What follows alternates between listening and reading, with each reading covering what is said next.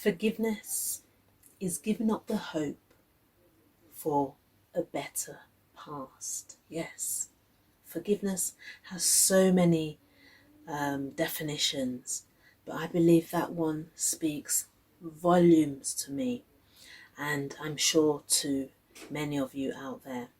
I'll say that again. Forgiveness is giving up the hope for a better past. That's right.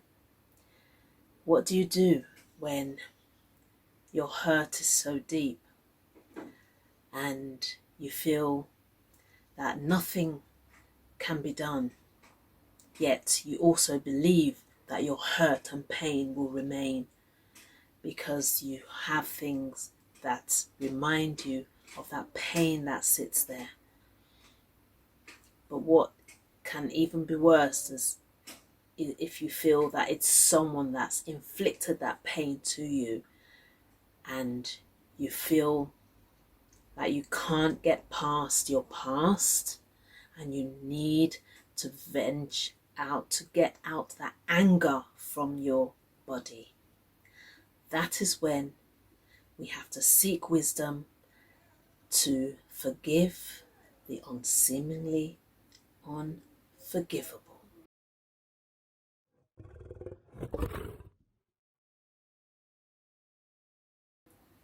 Hi, I'm Toyin Okunuga. I'm the author of Hush to Roar. I am also the CEO of Hush to Roar.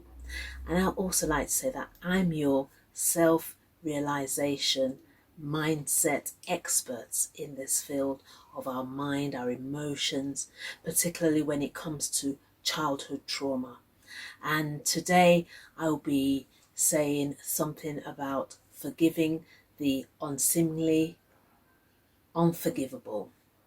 Yes, forgiving those that when you tell people what the problem or what the forgiveness or unforgiveness is, they would all go say, oh my gosh, you can't forgive. And today I'd just like to say that it is possible to forgive. And I'd like to draw your attention to one aspect of the Bible. You might not know this story, many people might know, but it's in the book of Genesis 45, and it's about Joseph when he was sold. Well, he was left for dead to start with by his siblings, and his father was looking for him, his coat of many colors. People out, you might know that story, or even the song where that was burnt, and they went home to say that Joseph was nowhere to be found. Well, in the end, what happened? He was one that actually saved his family from the famine that was going to take place. I won't go too much into that, but where I'm going with that is the fact that Joseph had to look at the blessing in that and say that it's fine. I mean, he wept, and that's the thing about the Bible. And when people are preaching, we often forget the sorrow that people did feel. Even Jesus felt sorrow, and he cried as well. So let's not forget that we have to feel our feelings. So that's where I'm going with that as well. Please feel your feelings, and don't let people say just forgive and forget, because that terminology, I don't think it should ever be invented, because it can cause you more pain that is already in your body. So what I'll say is feel your feelings. Joseph did, Jesus did, Abraham did, a lot of people did, and people outside the Bible. So what I'm here to say is the reason why we need to forgive those who have done something so bad to us is because of us, because of them. But how do we forgive the unseemly unforgivable is what I want to say today. A lot of you might know my story, and I will just say it out now. I haven't really said it before, but today I will say I had to forgive the unseemly unforgivable, and that, as many of you would know, was because I, at a tender age, was sexually abused. And to many that's devastating, because all of us, most of us, have suffered one thing or the other in our past. Most of us will, because you can't exist on this earth without going through some sort of suffering, loss of some kind. And for me, that was my burden that I had to bear. And it was sexual abuse, and it was horrific. And yes, it was from a very close family member. And yes, it was by my father. And I had to forgive. And that's why I say the unseemly, unforgivable, because of the trust that had been betrayed. Yes. So I understand to an extent when you can't or you don't want to forgive. It's not that you even don't. It's like your mind, your emotions are so heightened that you cannot even find it in you to forgive. And I understand to that extent, but I won't pretend to say I understand your situation, because no one can. And when people say they understand, that's not quite true, because no one can ever understand what you feel. But I'd just like to say that for me, what helped me to forgive before I even got my faith back, because if I'm honest, I blamed God. I was angry. If you read Hoshtarol, you'll read a chapter where I put God does not care, because as a 12-year-old, that's what I thought. And it took me a long time to get my faith back. But what helped me to start with, which I did unintentionally, by the way, was writing my thoughts down on paper.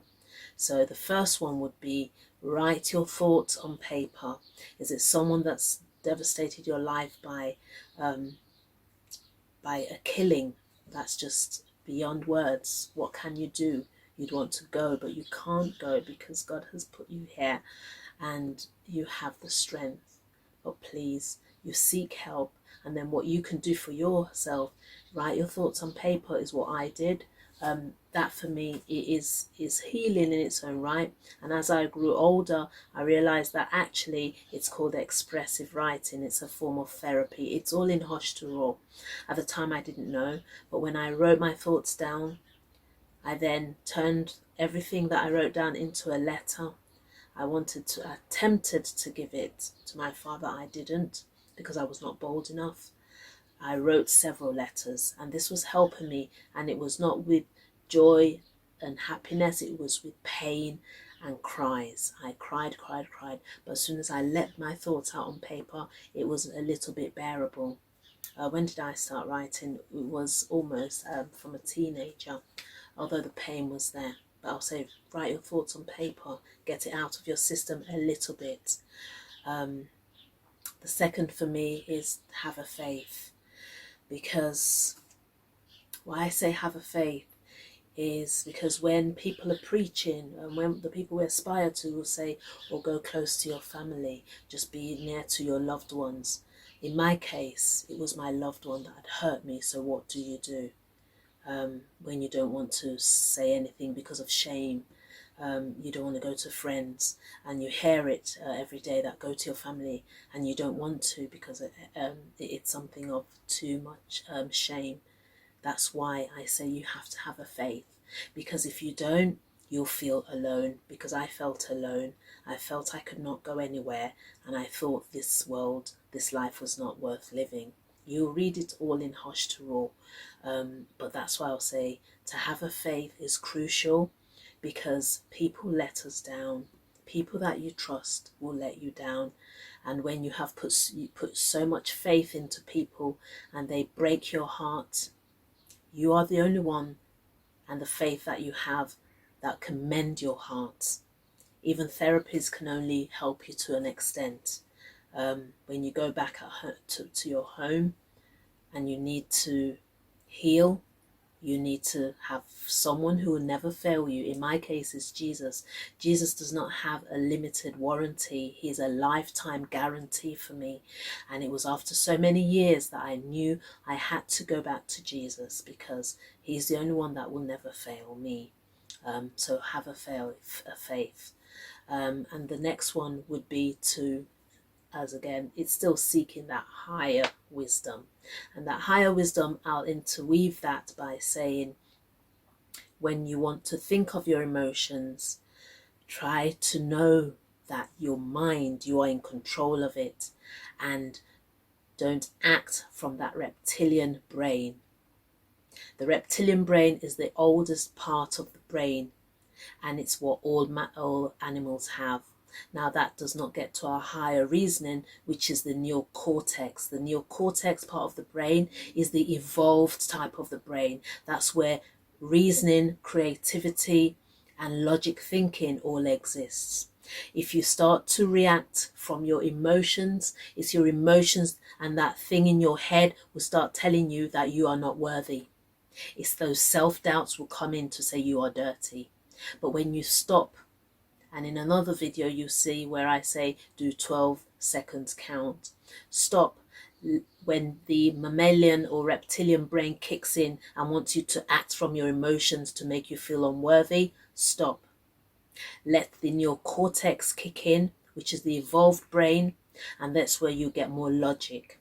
Now, interweave that with the faith that you have. Oh, Jesus, Lord, you will see that you have everything in you to overcome what you have been through or going through. But get a third, would say for me, or fourth rather, is seek a friend. Get a friend and tell that person. Don't keep everything inside of you. I kept my pain inside of me right up until I was an adult, and it only eats you up more. Please choose to speak to a friend, because a friend, a trusted friend, can help you unburden. I'll just read a little bit from Hush to Roar to let you know how I wrote my letter.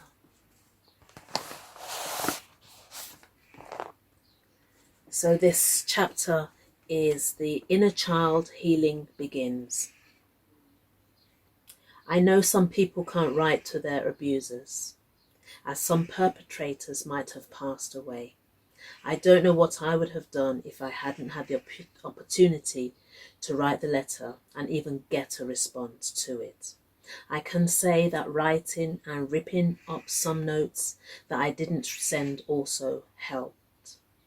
Not everyone who has undergone adverse childhood experiences can do this, and it's known to be dangerous to do this if the contents of the letter don't sit well with the perpetrator.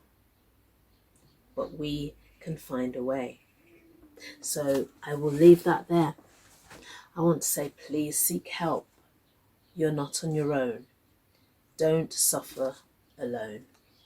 And that's where I'll stop today and say, please, we can forgive, but you have to do that healing on your own first, and with external help if need be.